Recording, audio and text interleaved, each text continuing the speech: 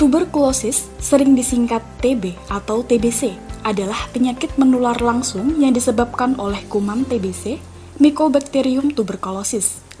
Kuman TBC hanya dapat dilihat dengan menggunakan mikroskop, yang terlihat berbentuk batang dan sifatnya tahan asam.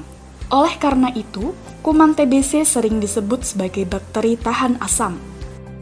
Kenapa sih TBC ini masih menjadi masalah besar di Indonesia?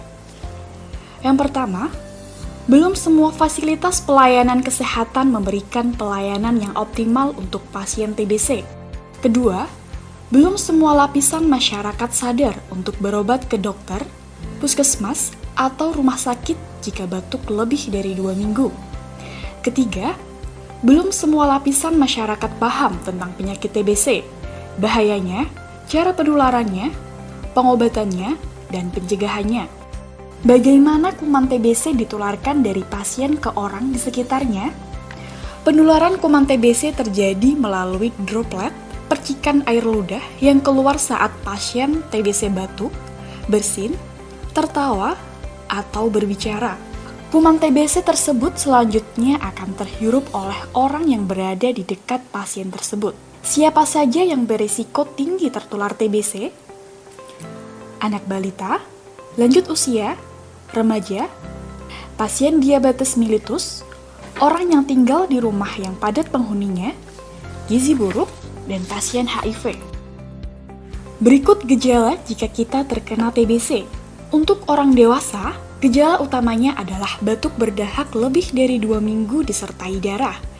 Gejala penyertanya adalah demam, penurunan berat badan, keringat malam, sesak nafas atau nyeri dada, nafsu makan menurun, dan lemah. Sementara, untuk anak, gejala yang ditimbulkan adalah batuk lebih dari 2 minggu, pembekakan kelenjar, demam tanpa sebab, berat badan turun, atau aras-arasan. Lalu, bagaimana cara mencegah sakit TBC? Salah satunya dengan vaksinasi BCG yang diberikan pada anak umur 0-3 bulan.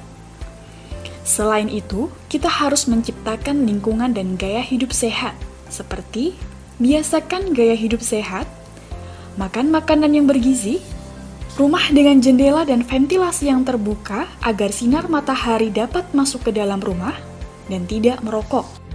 Apa yang harus dilakukan bagi orang yang kontak serumah atau kontak erat dengan pasien TBC? Nah, kontak serumah adalah orang yang tinggal serumah minimal 1 malam atau sering tinggal serumah pada siang hari dengan kasus indeks dalam 3 bulan terakhir. Sedangkan kontak erat adalah orang yang tidak tinggal serumah tetapi sering bertemu dengan kasus indeks dalam waktu yang cukup lama, yang intensitas berkontaknya hampir sama dengan kontak serumah dalam 3 bulan terakhir.